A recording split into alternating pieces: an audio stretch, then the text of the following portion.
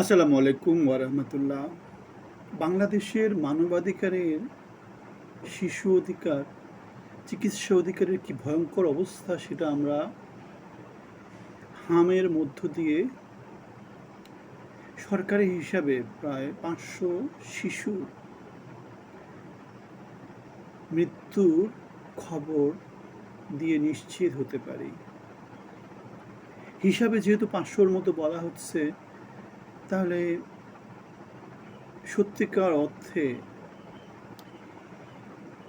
হিসাবের বাইরে থাকা, চিকিৎসা না পাওয়া, হাম হয়েছে কি না সেটা ডিটেকশন না হয়ে মারা যাওয়া, সব কিছু মেলায় কত শিশু মারা গিয়েছে সেটা আমরা কেউ জানি না, সেটা শুধু উপরওয়ালা জানেন। এই সংখ্যাটা ১,৫০০ থেকে ২,০০০-এর নিচে হওয়ার কোনো কারণ নাই। কিন্তু আমরা কি দেখেছি? আমরা দেখেছি জরুরি কোনো প্রতিরোধমূলক, প্রতিকারমূলক অথবা চিকিৎসা সেবা নিশ্চিত করার কোনো রকম চেষ্টা বাংলাদেশের সরকার, বাংলাদেশের স্বাস্থ্য মন্ত্রণালয় নিশ্চিত করতে পারেনি।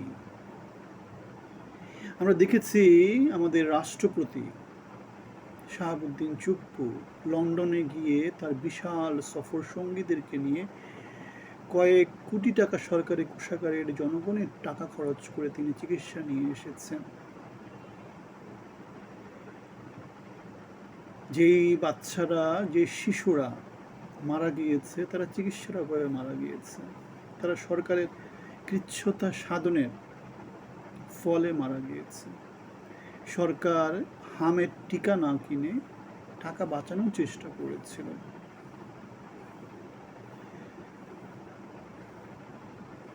সরকার এধার কামাল ওধার করেছে।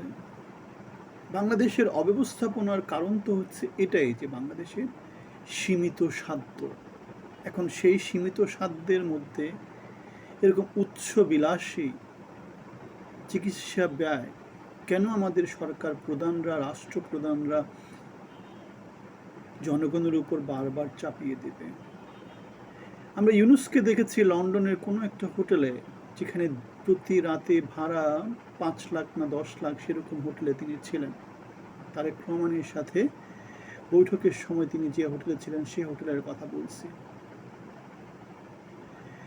তাহলে সরকারি কোষাগারের টাকা, জনগণের টাকা, এই যে লুটপাট হয়েছে, প্রান্তিক জনগোষ্ঠীর শিশুরা টিকা না পেয়ে, স্বাস্থ্যসেবা না পেয়ে, হসপিটালে গিয়ে যথাযথ চিকিৎসা না পেয়ে যেভাবে মারা গেছে, সেটা আমাদেরকে যেটা বলে বাংলাদেশের যে ব্যর্থ সরকারগুলো আছে সেগুলা কসাই। আমরা ভারতের গুজরাটের যে কসাই বলে যাকে জানি, মানে এরা মানবিক না, এরা মানুষ হয়ে উঠতে পারেনি, এটা দানব। তার এই যে দানবিক যেই সরকারগুলা, যেগুলা শিশুদের চিকিৎসা সেবা নিশ্চিত করতে পারে না, নিজেরা লক্ষ লক্ষ টাকার হোটেলে বিলাসবহুলভাবে হিল্লি দিল্লি করে নানা জায়গাতে ঘুরে বেড়াতে পারে, জনগণ রাস্তাঘাটে, হসপিটালের বারান্দায়, স্ট্রেচারের উপরে নানাভাবে অত্যাচারিত হয়, নানাভাবে নিগৃহীত হয়, নানাভাবে অচ্ছুত হিসাবে জীবনযাপন করে, জীবন পার করে। তাহলে এই সমস্ত দেশের সরকার প্রধানদের আপনি গুজরাটের কসাইয়ের মতো কেন কসাই বলবেন না? আমরা দেখেছি বাংলাদেশ শিশু টিকাতে, শিশু স্বাস্থ্যে, নানা কিছুতে ব্যবস্থাপনা ভালো ছিল। শিশুদের মধ্যে টিকা দেওয়ার প্রবণতা অনেক অনেক বেড়ে গিয়েছিল, যার ফলে কোনো রকমের মহামারী অনেক অনেক বছর ধরে বাংলাদেশে হয়নি। আমরা দেখেছিলাম ইমরান খানকে বাংলাদেশে আসতে ৫টি যে টিকা, যেগুলো মহামারী, সে টিকাগুলো দেওয়ার জন্য সে ৯০ থেকে টিকাদান কর্মসূচি চালু হয়। এবং জাতিসংঘের সহায়তায় সেই কার্যক্রমটা প্রচণ্ড রকমের বেগবান হয় এবং বাংলাদেশ টিকাতে প্রচণ্ড রকমের সফল হয়। বাংলাদেশ যে এলডিসি থেকে ডেভেলপ কান্ট্রিতে যাওয়ার চেষ্টা করছে, পৃথিবীর মধ্যে এত বড় লোকজন নিয়ে, এত বড় ইকোনমি নিয়ে পৃথিবীতে আর কোনো দেশ এলডিসিতে নাই, শুধুমাত্র বাংলাদেশই আছে। এবং তারা এখন যেটা চিন্তা করছে, এলডি থেকে পিছিয়ে যাওয়ার চিন্তা করছে, জাতিসংঘের কাছে সেটাই তারা আবেদন জানিয়েছে। তাদের সিস্টেম তৈরি হয়নি, তাদের সক্ষমতা তৈরি হয়নি।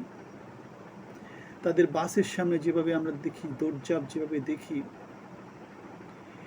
নেতৃত্বে মন্ত্রী পরিষদে, এমপি পরিষদে যেভাবে আমরা ব্যাংক ডাকাত লুটেরাদেরকে দেখি, অযোগ্য অদক্ষ লোকজনদেরকে দেখি, জাতিসংঘের কাছে যে আবেদনটা জানানো হয়েছে এলডিসি থেকে ডেভেলপ কান্ট্রিতে যাওয়া, এইভাবে গড়ে ডেভেলপ কান্ট্রিতে বাংলাদেশ জীবনেও যেতে পারবে না।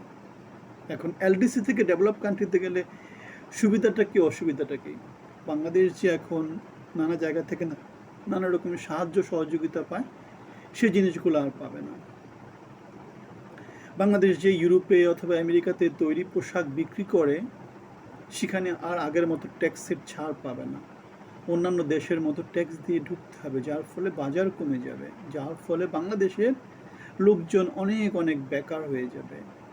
বাংলাদেশের ওষুধ শিল্পে বাংলাদেশ যে অ্যাক্টিভ ইনগ্রেডিয়েন্ট যেগুলো কিনে, সেগুলাতে রয়্যালটি দিতে হয় না।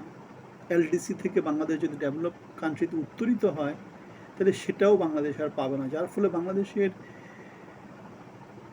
অভ্যন্তরীণ এবং আন্তর্জাতিক বাজারে যে ওষুধগুলো বিক্রি করে বড় বড় শিল্প উদ্যোক্তা যারা ওষুধ শিল্পে বিনিয়োগ করেছে, তাদের সক্ষমতা কমে যাবে। বাংলাদেশে ওষুধের দাম বেড়ে যাবে। সারা পৃথিবীর নানা দেশ থেকে যে কারিগরি সহায়তা পায় ওষুধ তৈরি করার জন্য, সেটা কমে যাবে। সুতরাং আমরা দেখতে পাচ্ছি, একটা দেশ এগিয়ে যেতে হলে ব্যবস্থাপনা দিয়ে এগিয়ে যেতে হয়, মেধা দিয়ে এগিয়ে যেতে হয়, যোগ্যতা দিয়ে এগিয়ে যেতে হয়। বাংলাদেশের বর্তমান মন্ত্রিপরিষদ, বর্তমান এমপি পরিষদ, বর্তমান সরকার, যাদেরকে আমরা দেখি, যাদের আশেপাশে আমরা যে মন্ত্রণা পরিষদ দেখি, উপদেষ্টাদেরকে দেখি, তাদের যোগ্যতা আমাদেরকে প্রচণ্ড রকম সন্দেহান করে। আপনাদেরকে সন্দেহান করে না? সো বাংলাদেশের এলডিসি থেকে ডেভেলপ কান্ট্রিতে উত্তরণের কথা ছিল এই অক্টোবর 2026-এ। বাংলাদেশ আবেদন করেছে সেপ্টেম্বরের মধ্যে জাতিসংঘের যে কমিটি রিভিউ করবে, তারা তাদের চূড়ান্ত অবস্থান জানাবে। বাংলাদেশ 3 বছর পিছিয়ে দিতে বলেছে। এখন বাংলাদেশকে যদি বাংলাদেশ সব ক্রাইটেরিয়াতে ফুলফিল করেছে, স্বাভাবিক, বাংলাদেশের তো অনেক বছর তো এলডিসিতে ছিল, অনেক রকমের সাহায্য সহযোগিতা পেয়েছে, আর সক্ষমতাও বেড়েছে, লোকজন অনেক অনেক বেশি, ছোট একটা লোকালিটির মধ্যে। দক্ষিণ এশিয়ার মধ্যে অন্য কোনো দেশ এলডিসিতে আর নাই, বাংলাদেশ আছে আর আফগানিস্তান আছে, এমনকি ভুটানও এলডিসি থেকে উপরে উঠে গেছে, শ্রীলঙ্কা উঠে গেছে, নেপাল উঠে গেছে। শুধুমাত্র বাংলাদেশ সেই আমি গরিব মানুষ, আমাদের সাহায্য সহযোগিতা দাও, সেই ভিক্ষা করে যাচ্ছে। ভিক্ষার চাইতে চাইতে এখন ভিক্ষুকের জাতি হয়ে গেছে। ভিক্ষুকের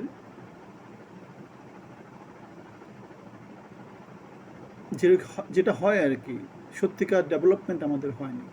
সুতরাং নেতৃত্বের মধ্যে পরিবর্তন না আসলে, নেতৃত্বের মধ্যে গ্রহণযোগ্যতা না আসলে, নেতৃত্বের মধ্যে ডায়নামিজম না আসলে, আমরা হামের মহামারীর মতো এরকম নানা কিছু একটু একটু করে দেখতে পাবো। আমাদের খরচ করছি আমরা দেদার্সে ব্যাংক থেকে, কিন্তু আমরা সেই পরিমাণ ট্যাক্স কালেক্ট করতে পারছি না, কারণ আমাদের শিল্প গ্রোথ নাই, আগের থেকে অনেক কমে গেছে, জিডিপি কমে গেছে, এবার নেগেটিভ জিডিপি দেখা যাবে।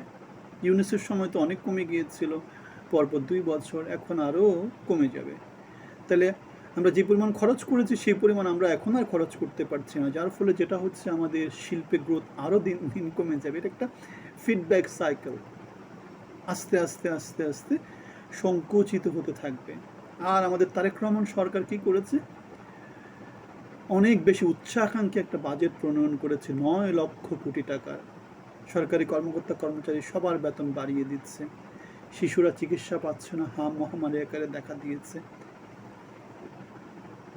হরিষে বিষাদ ঈদের মধ্যে এই পরিবারগুলোর কি হবে যারা তাদের শিশু সন্তানকে হারিয়েছে? এমন অনেক পরিবার আছে যারা তাদের ছেলে মেয়ে যারা আছে সবাইকে হারিয়ে ফেলেছে। তেমনই পোস্ট দেখেছি 2 দিনের ব্যবধানে। বড় ছেলেকে হারিয়েছে, তারপরে ছোট মেয়েকে হারিয়েছে। একদম পরিবারটা নিশ্চিহ্ন হয়ে গেছে। সুতরাং সরকার নির্বিকার, সরকার ব্যাড ট্যাক্স নিয়ে চিন্তাভাবনা করছে, সরকার জনগণকে শোষণের চিন্তাভাবনা করছে, সরকার দেশের বাইরে গিয়ে চিকিৎসা করছে, সরকার রাজস্বিক জীবনযাপন করছে, কিন্তু জনগণ চিকিৎসা পাচ্ছে না, মহামারীতে মারা যাচ্ছে, জরুরি প্রতিরোধ বা প্রতিকারমূলক কোনো কিছু সরকার নিতে পারছে না। স্বাস্থ্য মন্ত্রণালয় এমন একজন লোককে বসিয়ে দিয়েছে যিনি একজন ব্যাংকার, যার স্বাস্থ্য সচেতনতা সম্পর্কে কোনো রকমের ধারণা নাই। সরকারের যে এমন ব্যর্থতাগুলো একটু একটু করে যখন জনগণের সামনে বিশাল আকারে প্রকাশ পেতে থাকবে, তখন জনগণ বিকল্প ব্যবস্থাপনার কথা চিন্তা করবে। আমরা দেখেছিলাম হাসিনার বিকল্প জনগণ খুঁজে পাচ্ছিল না, এখন সে বিকল্প তারেক রহমান। তারেক রহমানের মধ্যে কি জনগণ সেমন যোগ্য নেতৃত্ব দেখতে পাচ্ছে? তার মন্ত্রী পরিষদ, এমপি পরিষদ, তার নির্বাচনী মনোনয়ন, তার নির্বাচন পূর্ববর্তী এবং পরবর্তী আচার-আচরণ, তার বর্তমান কার্যক্রম জনগণকে কি স্যাটিসফাই করছে? গুজরাটের কসাই যেমন মানুষ মারা গেলে নির্বিকার থাকে, বাংলাদেশে কি তেমন কসাই কেউ আমরা চাই? তাহলে জনগণের টাকায় যারা রাজস্বিক জীবনযাপন করছে, জনগণকে যারা হসপিটালের বেডে, রাস্তাঘাটে, নানা জায়গাতে মহামারীতে বিনা চিকিৎসায় মেরে যেতে দিচ্ছে,